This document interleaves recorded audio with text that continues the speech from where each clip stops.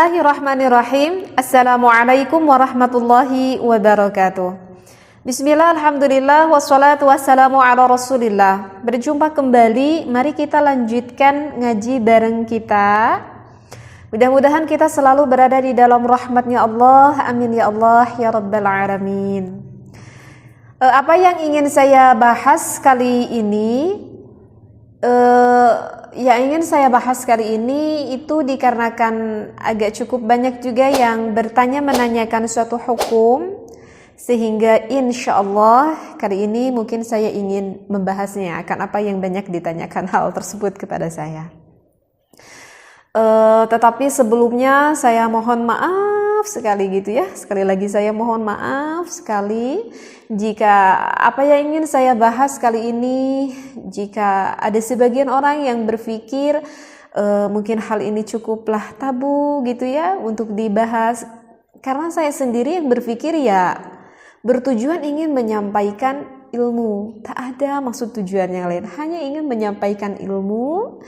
Dan kebetulan ini juga yang bertanya, maka ya saya ingin menjawab apa yang mereka tanyakan kepada saya tersebut, seperti itu. Jadi mohon untuk berpikir positif ya, berpikir positif, niat lillahi ta'ala, kita niat ngaji karena Allah ya. Jangan berpikir negatif akan apa yang ingin saya sampaikan. Baik, apa sih yang ingin saya kaji kali ini? Ada yang bertanya, teh gimana hukumnya menelan air cairan yang keluar dari laki-laki ataupun perempuan? Mungkin sudah paham ya yang apa yang saya maksudkan. Ini yang dimaksudkan dengan air mani. Bagaimana nih teh hukumnya? Apakah boleh atau diharamkan? Nah, kemudian untuk pertanyaan yang kedua, ini agak cukup perdebatan juga. Dari pembahasan sebelumnya yang pernah saya kaji, saya pernah membahas tentang hukum. Maaf sekali ya jika saya kurang sopan untuk mengucapkan. Terkadang saya juga suka bingung kalau kurang sopan gitu, saya harus mengucapkan gimana lagi gitu, dengan kata apa lagi. Terkadang saya juga suka merasa bingung gitu ya. Jadi di dalam pembahasan sebelumnya, saya pernah membahas hukum menghisap suami terhadap milik sang istrinya, ataupun sang istri menghisap milik sang suaminya. Mohon ya jika kata menghisap itu agak kurang sopan, saya ucapkan sekali lagi mohon maaf.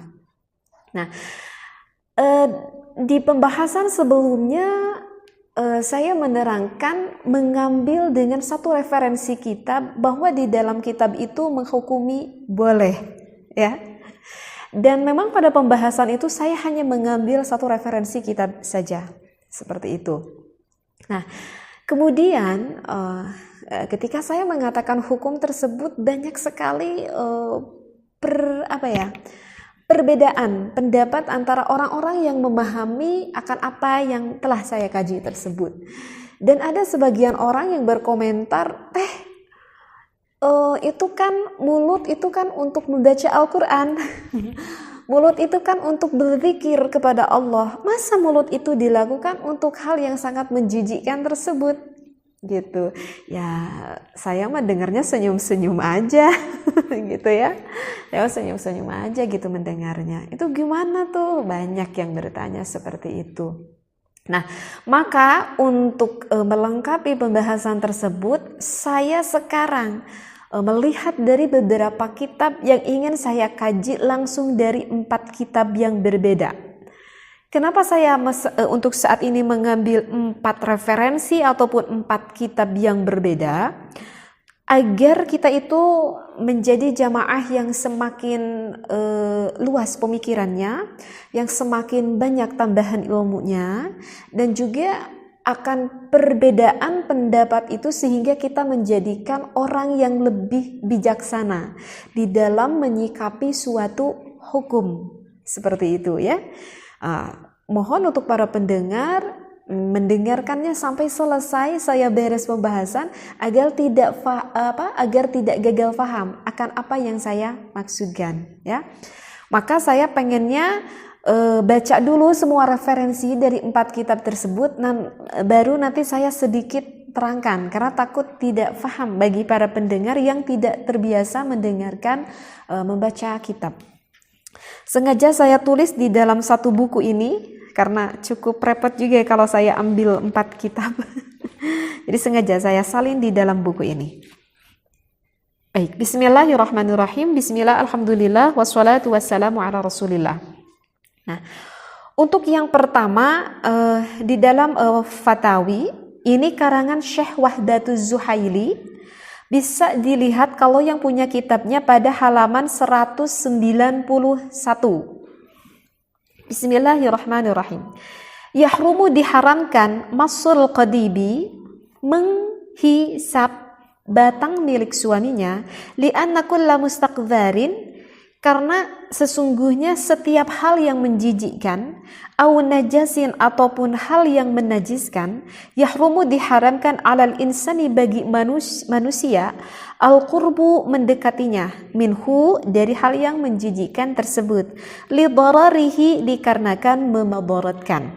Wali annahu dan sesungguhnya kelakuan tersebut munafian itu dinafikan lil adabi oleh adab tata krama. Wal karamati dan kemuliaan, wa yukhillu dan dicela bil muru'ati dikarenakan muru'ah, fadlan dikarenakan keutamaan, fadlan dikarenakan keutamaan.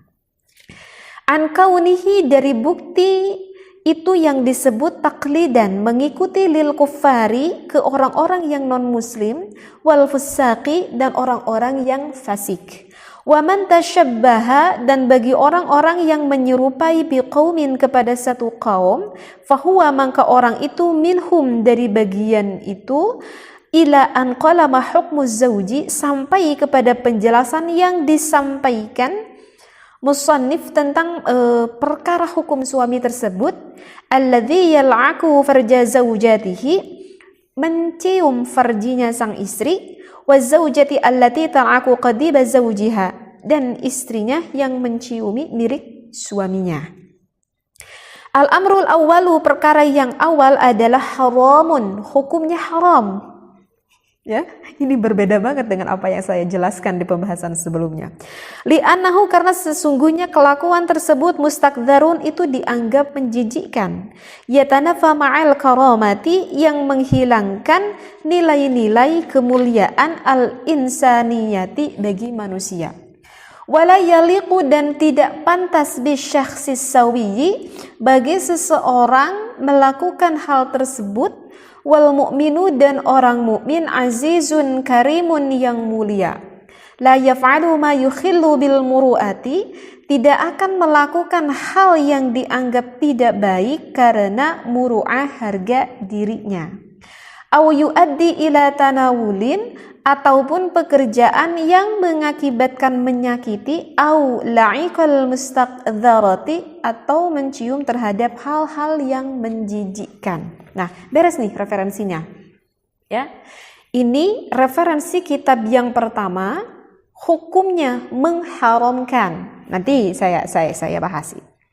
Sekarang untuk referensi yang kedua, saya baca dulu nih referensinya agar pendengar jelas gitu ya. Untuk yang kedua dari Al-Fiqhul Islami wa Adillatihi, ini sama karangan Syekh Wahab Az-Zuhaili ya. Bisa dilihat pada juz ketiga Sahifah halaman 546. Yang punya kitabnya bisa dibuka kitabnya.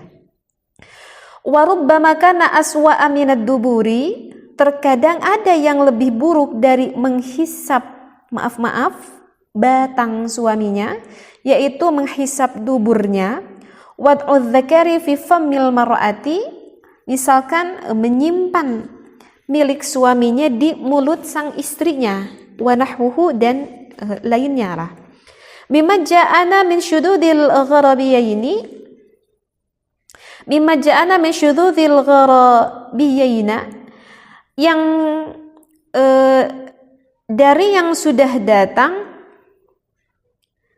itu perkara dari yang amat sangatnya suatu keaiban, fayakunu dzalika maka jelas pekerjaan itu haraman, dihukumi haram.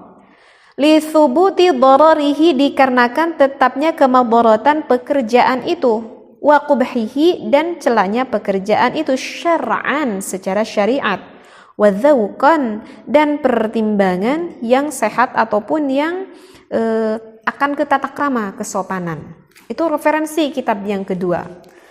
Sekarang untuk referensi yang ketiga saya ambil di dalam kitab Fathul Mu'in. Bagi santri udah populer sekali kitab ini ya, karangan Syekh Zainuddin Al-Malibari. Bisa dilihat pada juz ketiga pada Shahifah 387. Di sana ada tatimatun, ya juzu diperbolehkan lizauji, bagi suami, kullu tamattu'in, mengambil kenikmatan minha, dari istrinya, bima siwa halqati duburiha, kecuali dari kolowong dubur milik sang istrinya, dari bundaran milik sang istri bagian belakangnya itu ya. Walau bimasyi bidhriha. Nah, boleh di sini dikatakan suami untuk walaupun mencium bidhrun milik sang istrinya. Nah, oke. 3 dulu kitab yang akan saya bahas. Sekarang ingin yang saya bahas, bagaimana sih hukumnya menciumi, maaf milik sang suami ataupun milik sang istrinya. Nah, jadi bagi para pendengar yang berbeda jangan berantem ya. Nah, jadi itu ada 2 pendapat ulama. Dan di dalam perbedaan pendapat ulama, kita itu nggak perlu bingung ya. Yang penting di dalam fikih, kita itu ikutnya dulu ke mazhab Syafi'i, gitu ya. Kalau saya pribadi mengikuti mazhab Imam Syafi'i, sehingga saya mengkaji ya sesuai dengan mazhab Imam Syafi'i. Andai pun saya mengkaji akan mazhab-mazhab yang lain, itu hanya bertujuan sebagai wawasan ilmu saja. Jadi sekarang yang ingin saya terangkan ini sudah jelas, yang bermazhab Imam Syafi'i. Dan di dalam satu mazhab pun itu terkadang ada masih perbedaan pendapat ulama. Nah, perbedaan pendapat ulama tersebut itu menjadikan suatu hikmah yang luar biasa. Kenapa? Karena tidak semua orang itu sama. Enggak semua orang itu sama. Ya. Sehingga ada manfaatnya di dalam perbedaan pendapat tersebut. Nah, di dalam hukum menciumi milik suami ataupun milik istri itu ada 2 pandangan. Di dalam referensi yang pertama saya bacakan menurut Syekh Wahbatu Zuhaili, bahwa melakukan hal tersebut, menghisap itu, menurut Syekh Zuhaili itu hukumnya adalah haram. Loh teh, di dalam pembahasan kemarin teh itu bilangnya bukan haram, itu hukumnya boleh. Ya karena di dalam pembahasan sebelumnya saya itu membahas hanya baru 1 referensi aja. Nah, di dalam kitab yang lain menurut Syekh Zuhaili itu hukumnya haram. Mengapa alasannya Syekh Zuhaili menghukumi haram? Dikarenakan Syekh Zuhaili berpandangan bahwa melakukan hal tersebut itu termasuk hal yang menjijikan. Jadi itu alasan referensinya. Alasan referensinya udah itu 1. Karena hal itu menurut Syekh Zuhaili merupakan hal yang menjijikkan. Dikarenakan hal tersebut dipandang menurut Syekh Zuhaili adalah hal yang menjijikkan, sehingga tidak sesuai dengan adab tata krama, sehingga mengatakan bahwa hal itu bukanlah suatu hal yang utama. Artinya enggak diutamakan melakukan hal tersebut. Begitu ya? Jadi paham ya? Jadi sekali lagi menurut Syekh Zuhaili mengatakan haram, alasannya karena hal tersebut menjijikkan. Nah, itu yang menjadikan referensinya. Nah, kemudian ada sebagian bapak-bapak mungkin yang berpikir, kalau menurut Syekh Zuhaili hal itu adalah menjijikkan. Tapi kalau menurut saya pribadi hal itu enggak menjijikkan. Misalkan ya, mungkin aja banyak banget yang berpikir bahwa Kalau menurut saya mah nggak menjijikan saya melakukan hal itu terhadap istri saya. Dan seorang perempuan pun berpikir tidak sedikit pula yang melakukan hal itu kepada suaminya bahwa hal itu adalah menjijikkan menurut istrinya. Dan suaminya berkata, ketika saya melakukan hal itu kepada istri saya, justru saya merasa puas dan merasa senang sekali ketika melakukan hal itu. Kenapa kamu merasa senang, wahai suami? Itu dikarenakan istri saya itu sepertinya nikmat sekali jika saya lakukan hal tersebut. Ketika berhubungan dengan saya, kelihatannya seperti menikmati akan hal itu. Kelihatannya seperti maaf-maaf, seperti sangat menikmati sehingga terlihat seperti enaklah melakukan hal tersebut. Sehingga ada rasa kepuasan di dalam hati saya ketika saya melihat istri saya tampak melihat senang. Paham ya yang saya maksudkan? Nah, mungkin saja bagi sebagian orang berpikir tidak sependapat apa yang dikatakan menurut Syekh Zuhaili. Menurut Syekh Zuhaili itu adalah hal yang menjijikan. Tetapi mungkin saja bagi sebagian orang hal itu tidaklah menjijikan. Nah, oleh karena itu ada pandangan dari ulama yang lain. Di dalam kitab Fathul Mu'in dikatakan menurut Syekh Zainuddin Al-Malibari, ya juzu, hukumnya adalah diperbolehkan. Sehingga untuk pandangan pendapat ulama yang kedua menghukumi boleh. Kalau istrinya memang menyukai hal itu dan istrinya juga tidak merasa keberatan untuk dilakukan hal itu, maka menurut Syekh Zainuddin Al-Malibari boleh. Karena bertujuan kita ingin memberikan kebahagiaan kepada istri kita dan istri kita juga bertujuan ingin memberikan kebahagiaan kepada sang suaminya. Paham? Jadi di dalam perbedaan pendapat ulama tersebut itu sebetulnya mengandung hikmah yang besar yang luar biasa sekali. Oke, bagi sebagian orang yang merasa hal itu saya sependapat nih dengan apa yang dikatakan Syekh Zainuddin, karena saya tuh merasa jijik kalau melakukan itu kepada suami saya. Gitu. Dan suami saya melakukan hal kepada saya juga gak mau karena saya merasa jijik misalkan. Nah, berarti apa yang difikirkan oleh keluarga tersebut, oleh suami istri tersebut sepandangan dengan apa yang dikatakan Syekh berpandangan dengan Syekh Az-Zuhaili, sama pandangannya. Jadi kalau merasa jijik, ya udah jangan dilakukan. Faham? Tetapi bukan berarti sehingga orang yang merasa jijik melakukan hal itu jangan berarti untuk mengolok-olok terhadap orang yang senang melakukan hal itu. Jangan sampai mengolok-olok. Kenapa jangan sampai mengolok-olok? Karena memang ada referensi kitabnya. Menurut pandangan ulama, jika kamu bertujuan baik melakukan hal itu bagi suami istri, ya diperbolehkan. Disinilah kita perlunya ada kedewasaan, perlunya kebijaksanaan di dalam menyimpulkan suatu hukum. Ya. Jadi bagi yang suka, lakukan. Jika hal itu memang baik menurut suami istri, lakukan aja. Karena ini memang hukumnya juga diperbolehkan. Sehingga bagi orang yang merasa tidak suka, ya jangan lakukan. Karena memang ada pendapat ulama yang bahkan menghukumi haram. Tetapi bukan berarti harus mengolok-olok terhadap orang yang suka, kan? Nah, begitu. Sehingga kalau kita faham ilmunya sampai tuntas, begitu ya. Sehingga tidak akan ada perdebatan di dalam, maksudnya di dalam perbedaan pendapat nggak akan menjadi perdebatan bagi kita. Itulah bagi orang yang bijaksana, ya. Jadi oleh karena itu lebih bijaksanalah bersedikit untuk menyikapi, gitu ya. Saya juga kan baca gitu ya kalau di komentar itu kan. Lisan itu kan untuk mengaji Quran fungsinya, untuk selalu berzikir kepada Allah. Kenapa membolehkan? Ya saya mah hanya mengatakan, saya mah hanya membacakan apa referensi yang dikatakan oleh ulama, bukan oleh saya pribadi. Gitu. Jadi kadang saya suka senyum aja gitu ya, kalau ada yang berkomentar seperti itu. Nah itulah pentingnya kita mengetahui wawasan yang lebih jauh di dalam suatu ilmu. Paham di sini ya? Jadi sekali lagi bagi yang suka ada referensinya, bagi yang gak suka memang ada juga referensinya. Baik, mungkin bisa dipahami. Nah, sekarang untuk hukum yang ditanyakan yang kedua, teh boleh nggak kita itu menelan air mani milik suami ataupun milik istrinya? Nah, maka keterangannya ini ada di dalam kitab Majmu' Syarah Muhadzab pada juz ketiga pada halaman 586.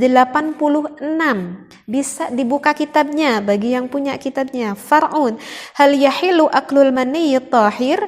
Apakah boleh kita memakan mani yang suci? Fihi wajhani, maka itu juga sama, ada dua pandangan ulama. As-sahihul masyhur, menurut sahihnya yang masyhur, annahu la yahillu, bahwa hal itu tidak halal, tidak boleh. Kenapa? Li'annahu mustakhbathun, karena hal itu termasuk hal yang menjijikkan. Alasannya sama, karena air mani itu menjijikkan. Qala ta'ala, referensinya dari Al-Quran, wa yuharrimu alaihimul khaba'ith, gitu ya.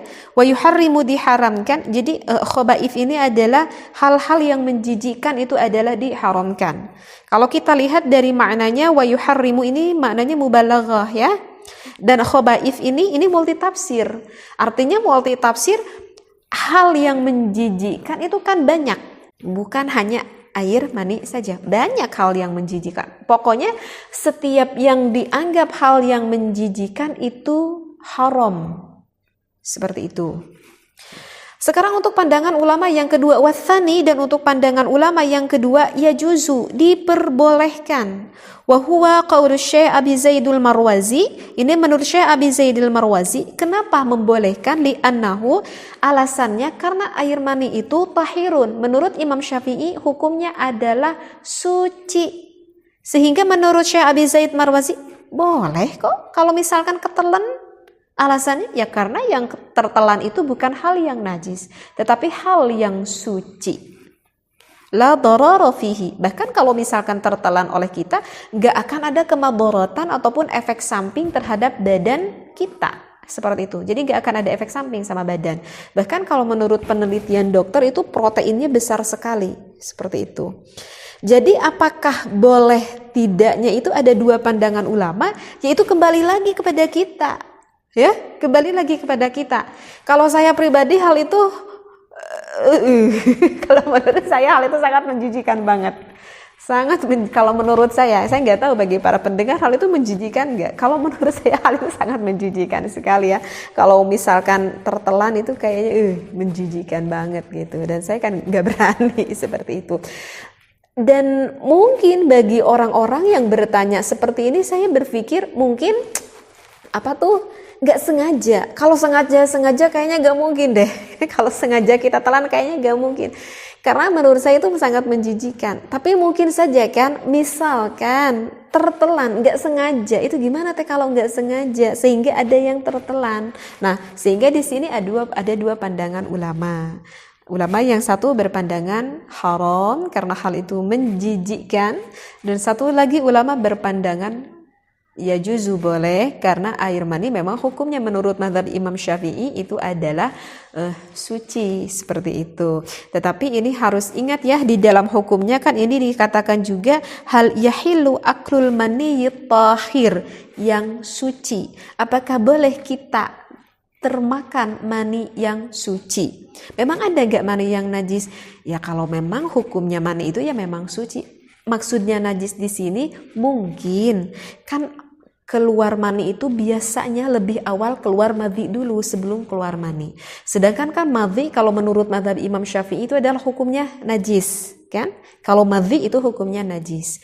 Nah, biasanya sebelum keluar mani itu keluar madhi dulu yang najis. Lalu keluarlah mani sehingga air maninya itu tercampuri dengan madhi, dengan yang najis. Nah, oleh karena itu maka harus tahu siasahnya gitu ya. Tetapi nggak saya jelasin ya, karena udah kan di pembahasan sebelumnya yang menerangkan tentang mani dan juga madhi. Nanti bisa dicek lagi, dilihat lagi video ya, bagaimana kalau ingin yang melakukan hal seperti itu.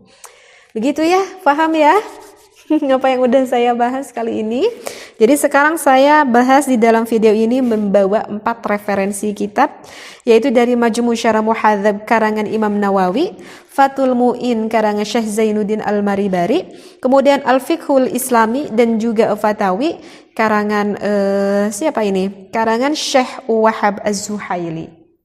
Mudah-mudahan apa yang saya sampaikan menjadikan ilmu yang manfaat dan sedikit ada pencerahan bagi orang-orang yang bertanya sehingga faham ilmunya, sehingga tidak ada kehamhaman ataupun kemangmangan ketika kita mau melakukan suatu ibadah ya, karena udah jelas referensi dari kitabnya. Seperti biasa, cek ngiji bersama Teteh dan juga Pontren Widya. Wallahu a'lam. Wassalamualaikum warahmatullahi wabarakatuh.